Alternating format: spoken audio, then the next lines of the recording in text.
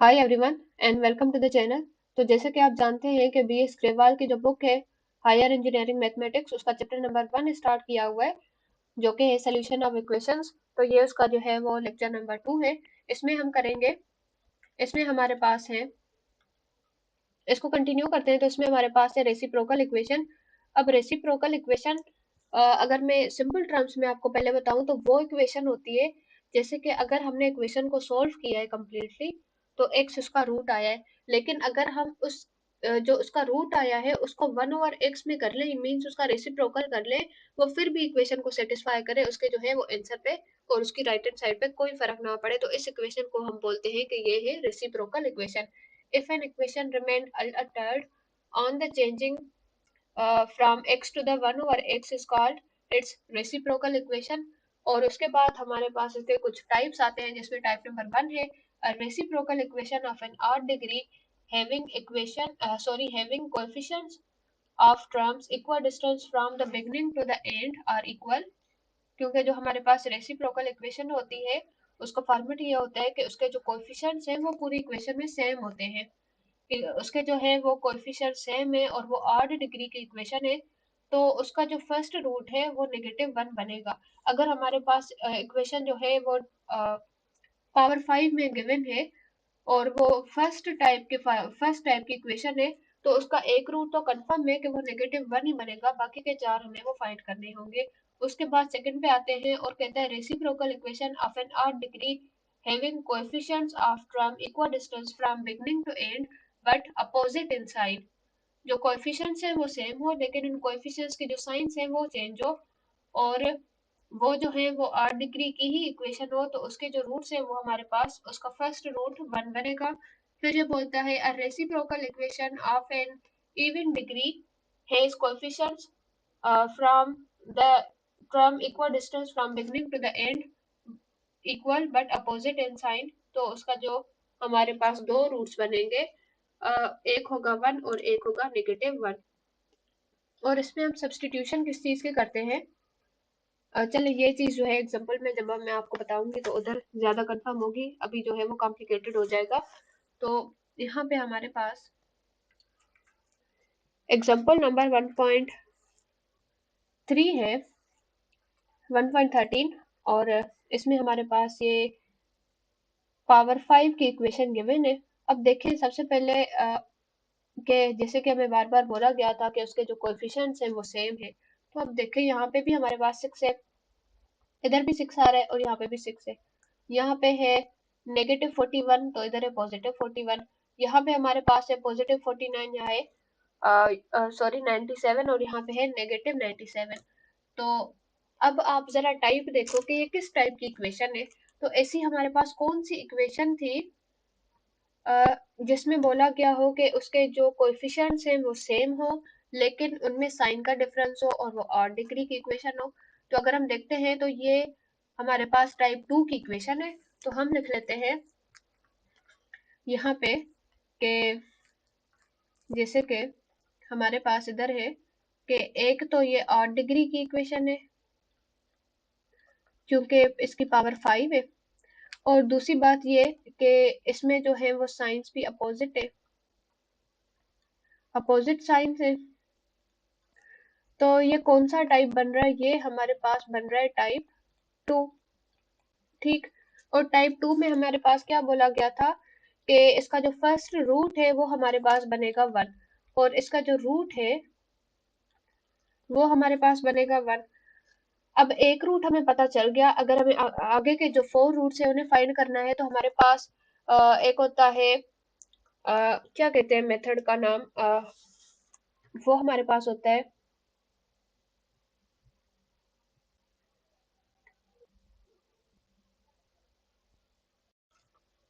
अब जब हमें एक रूट पता चल चुका है तो हम इसको सॉल्व कर सकते हैं। हम यहाँ पे लिख लेते हैं इसका फर्स्ट रूट हमारे पास है 1, और आगे इसके जो कोएफिशिएंट्स हैं उन्हें हम लिख लेते हैं और वो हमारे पास है 6 है, -41 है, +49 है, 97 है, और उसके बाद -97 है, +41 है और -6 है हमारे पास। और इसको हम सोल्व करते हैं। तो सबसे पहले हम क्या कर रहे होते हैं कि यहाँ पे जो टर्म है उसको आप एज इट इज लिख दो। 1 को 1 के साथ मल्टीप्लाई किया, इसको हम यहाँ पे लिखेंगे तो यहाँ पे आ जाएगा 6। 1 को 6 के साथ मल्टीप्लाई करें, हमारे पास आ जाएगा 6। 41 में से 6 माइनस करें तो आ जाएगा नेगेटिव 35। 35 को 1 के साथ मल्टीप्लाई करेंगे तो यहाँ पे आ जाएगा नेगेटिव 35, और इनको सोल्व करेंगे तो यहाँ पे आ जाएगा प्लस 62। सिमिलरली 1 को 62 के साथ मल्टीप्लाई किया 62। अब यहाँ पे इसको सोल्व करेंगे तो हमारे पास आ जाएगा नेगेटिव 35। 1 को नेगेटिव 35 से मल्टीप्लाई किया तो यहाँ पे हमारे पास आ जाएगा 6। 1 को 6 के साथ मल्टीप्लाई करेंगे तो यहाँ पे आ जाएगा पॉजिटिव 6। ये हो जाएगा कैंसिल और हमारे पास जो है रिमाइंडर 0 आ गया। तो हम फिर इसको किस तरह से लिख सकते हैं, हम इसको लिखते हैं पावर 5 थी तो अब यहाँ पे पावर में से एक माइनस कर दें, या इन सिंपल टर्म्स आप जो है यहाँ से स्टार्ट करें, इसको कोएफिशिएंट करें, इसकी वैल्यू एक इसकी जो है वो वेरिएबल x दे, इसको x स्क्वायर दे, इसको x क्यूब दे, इसको क्या आएगा फिर x पावर 4। तो ये बनेगा 6x power 4 negative 35 x cube plus 62 x square negative 35x, और यहाँ पे आ जाएगा plus 6 which will be equals to the 0। अब यहाँ पे मैं क्या कर लेती हूँ कि मैं इसको डिवाइड कर लेती हूँ बाय एक्स स्क्वायर से, यहाँ पे आ जाएगा x पावर 4। इसको मैं डिवाइड कर लेती हूँ एक्स स्क्वायर से ताकि जो है ये थोड़ी सिंप्लीफाई हो जाए। तो हम इसको डिवाइड कर लेते हैं और ये यहाँ पे हो जाएगा 6x square minus 35x plus 62, यहाँ पे आ जाएगा नेगेटिव 35 ओवर x, यहाँ पे आ जाएगा plus 6 over x square which will be equals to the 0। अब देखें कौन सा कॉमन आ रहा है, तो हमारे पास 6 है सारी साइड्स पे, तो हम यहाँ पे लिख लेते हैं 6। 6 को हमने कॉमन निकाल लिया, अंदर आएगा x square plus 1 over x square minus 35 common निकाल लिया, यहाँ पे आएगा x प्लस 1 ओवर x, यहाँ पे आ जाएगा प्लस 62 और यहाँ पे इक्वल्स टू द 0। अब हमें जो है वो सब्स्टिट्यूशन दी हुई थी कि आपने क्या करना है, यहाँ पे ये जो x प्लस 1 ओवर x है ना, इसको हम सपोज कर लेते हैं कि ये y के इक्वल है। अगर ये y के इक्वल है तो x square plus 1 over x square ये हमारे पास हो जाएगा y माइनस 2 के इक्वल। आप जो है इसको प्रूफ करके भी देखिएगा y माइनस 2 ही आता है। तो अब यहाँ पे जहाँ जहाँ पे ये दो टर्म्स है इनको सब्सटीट्यूट कर दे तो ये हमारे पास हो जाएगा इधर 6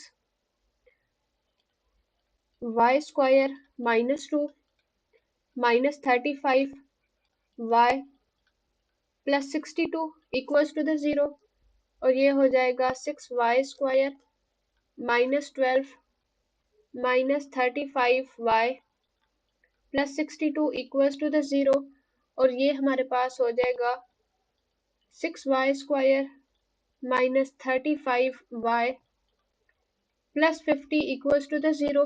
अब इस इक्वेशन को सॉल्व करते हैं फॉर वाई। तो y की वैल्यू के लिए हम इस इक्वेशन को सॉल्व करते हैं तो हमारे पास आ जाएगा, आप इसको सॉल्व करिएगा सही तरह से।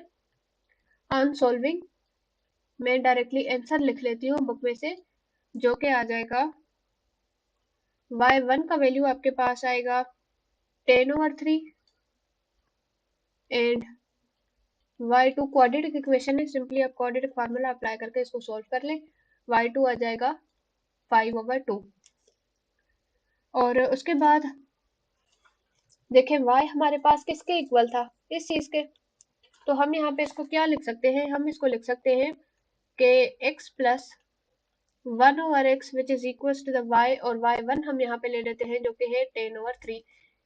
तो अगर ये इसके इक्वल है और यहाँ से अब हमें क्या चाहिए, हम चाहते हैं कि हमारे पास x की वैल्यू आ जाए ना बेसिकली, क्योंकि इक्वेशन x में थी तो हम चाहते हैं कि x की वैल्यू आ जाए। तो हम इसके साथ क्या कर लेते हैं, दोनों साइड्स पे x को मल्टीप्लाई कर लेते हैं, इधर भी हम x मल्टीप्लाई कर लेते हैं और यहाँ पे भी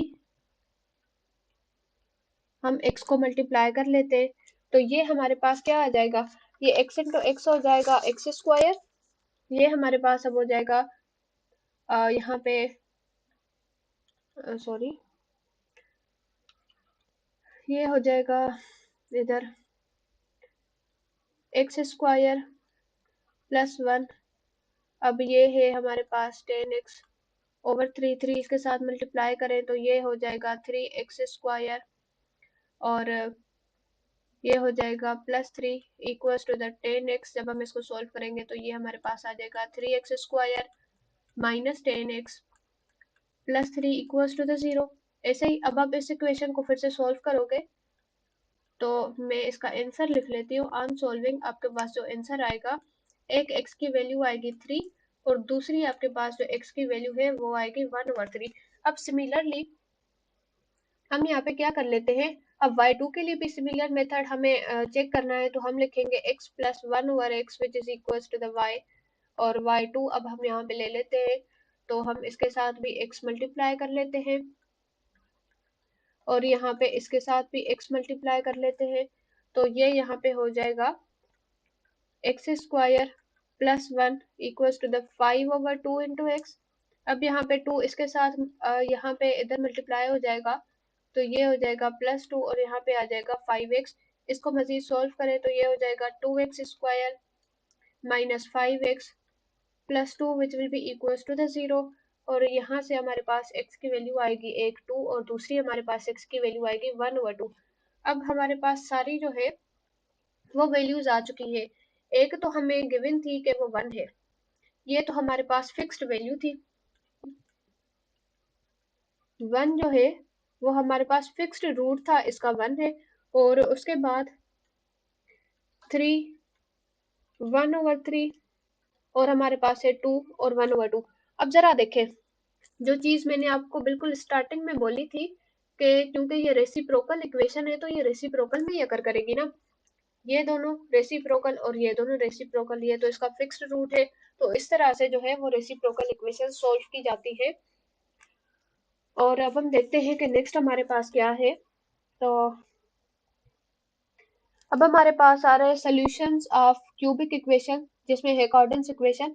ये मैं नहीं करवाऊंगी मुझे जो है वो रेसिप्रोकल इक्वेशन भी नहीं था, लेकिन मैंने जो है वो कुछ करवा लिए।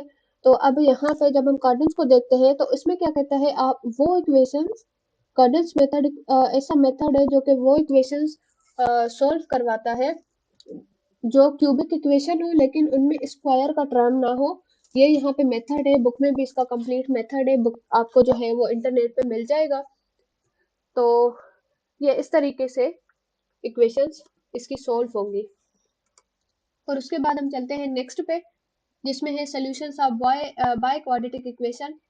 इसके और भी बहुत सारे मेथड हैं, बुक में जो है फरारीज था और इसके साथ कोई दूसरा भी था।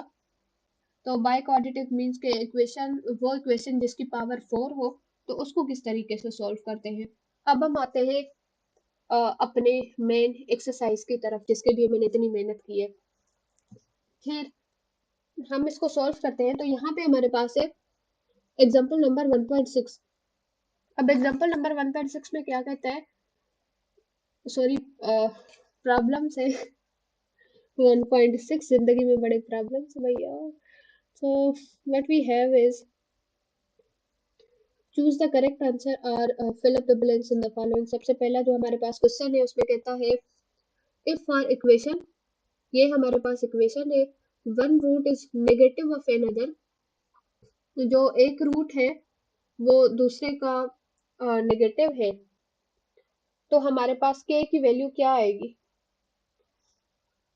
सही है, क्या कहता है कि एक जो रूट है वो दूसरे का नेगेटिव है, तो के की वैल्यू फाइंड करनी है। अब हम इसको किस तरीके से करेंगे, हम इसको कर लेते हैं। यहाँ पे हमारे पास है वही जैसे कि हम एक एग्जांपल में भी हमने किया था। तो हम सपोज कर लेते हैं कि एक रूट हमारे पास अल्फा है, क्योंकि दूसरा उसका नेगेटिव है, तो हम ले लेते हैं कि उसका जो दूसरा है वो नेगेटिव अल्फा बनेगा, उसके बाद इसका जो तीसरा रूट है वो बीटा बनेगा। सही, हमने सम ऑफ रूट्स किया, उसके लिए हम यहाँ पे सम ऑफ रूट्स कर रहे हैं, सम ऑफ रूट्स हम कर रहे हैं। तो ये हो जाएगा alpha plus negative of alpha plus beta. तो ये दोनों तो यहाँ पे कैंसिल हो गए।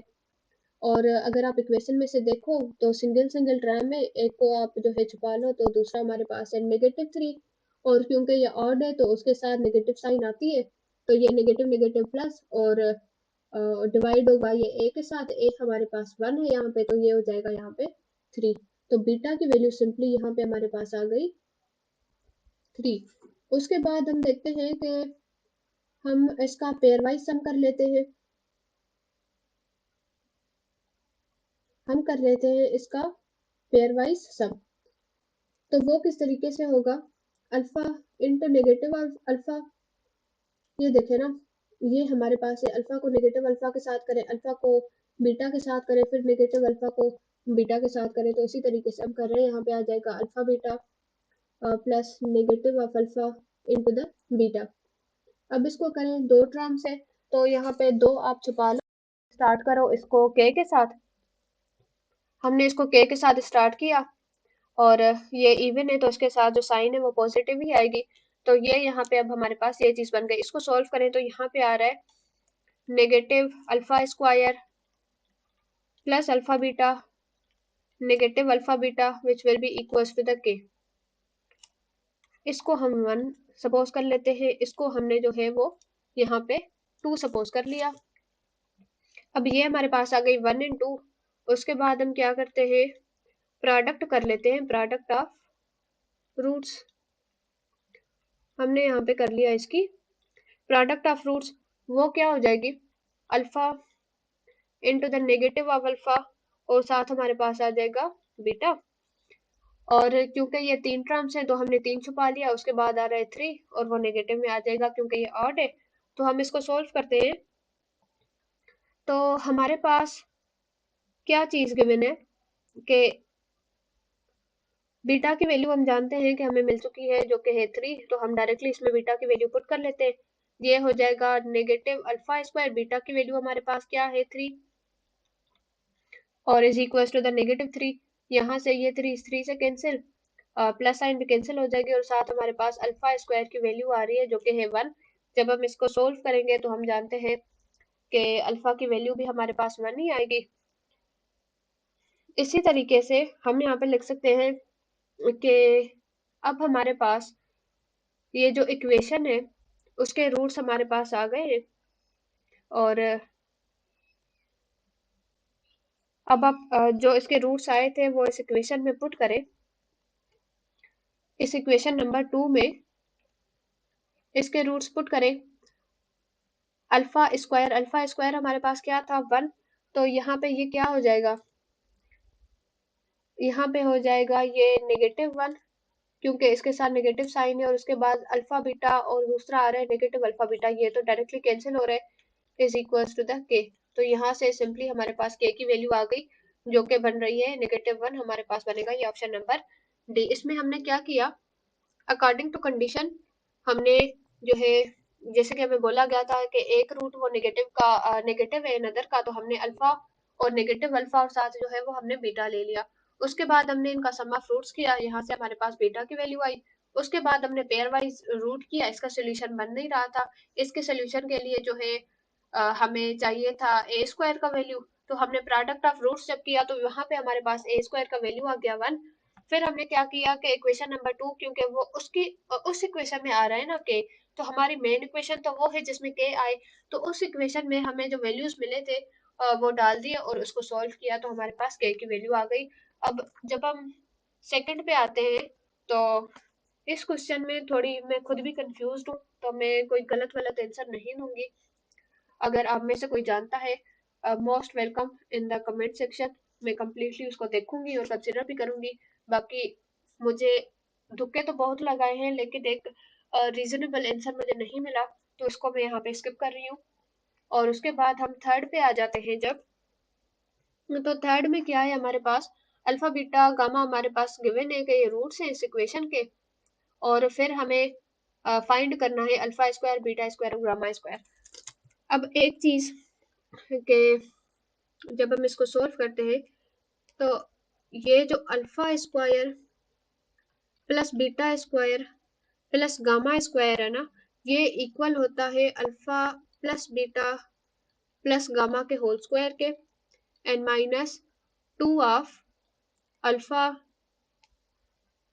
Beta plus beta gamma plus gamma alpha. ये सिंपल फार्मूला है। जिस तरीके से हमारे पास फार्मूला होता है के अंदर यहाँ पे एक्स स्क्वायर नहीं आएगा। जैसे हमारे पास फार्मूला होता है ना ए प्लस बी होल स्क्वायर का, ये हमारे पास फार्मूला है ए प्लस बी प्लस सी होल स्क्वायर का। तो इसके लिए जो है हमें ये वाले टर्म्स चाहिए। तो इसको हम देखें तो ये हमारे पास सम ऑफ फ्रूट्स है। तो हम जरा इसके सम ऑफ फ्रूट्स चेक करते हैं। तो alpha plus beta plus gamma ये किसके इक्वल आ जाएगा?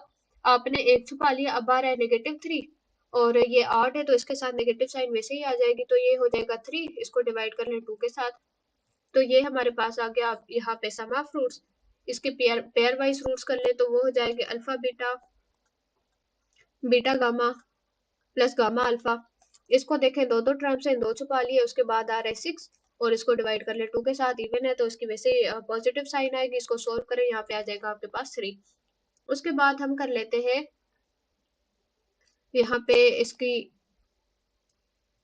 बल्कि प्रोडक्ट ऑफ फ्रूट्स करने की तो जरूरत ही नहीं है क्योंकि यहाँ पे हमारे पास है ही नहीं। तो इसको आप इक्वेशन नंबर 1 कर ले। अब हम डायरेक्टली इसमें वैल्यूज पुट कर लेते। तो ये हमारे पास जो है alpha square plus beta square plus gamma square, ये हमारे पास इक्वल है alpha beta gamma. Sum of roots की वैल्यू क्या थी? 3/2 इसके स्क्वायर के, और यहाँ पे नेगेटिव साइन और इसकी हमें क्या मिली है 3, और इसको सोल्व करें तो ये हो जाएगा 3 3 9 एंड 2 2 4 और यहाँ पे 2 3 6 और यहाँ पे हमारे पास आ जाएगा। इस फ्रैक्शन को सोल्व करें तो ये है 4 9 और इधर आ जाएगा 24 -15/4।